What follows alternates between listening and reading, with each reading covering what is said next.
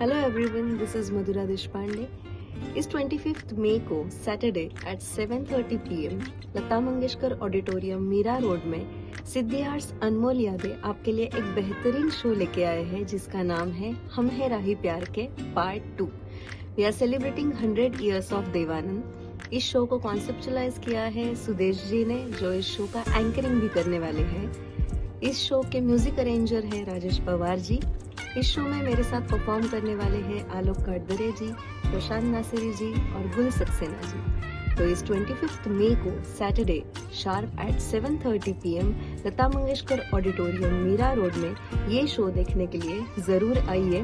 Poster पे number दिए गए हुए हैं, तो उस पे कॉल करके आप अपने टिकट्स बुक कर सकते हैं। तो जल्दी से टिकट बुक करवा लीजिए और ये शो देखने के लिए जरूर आइए।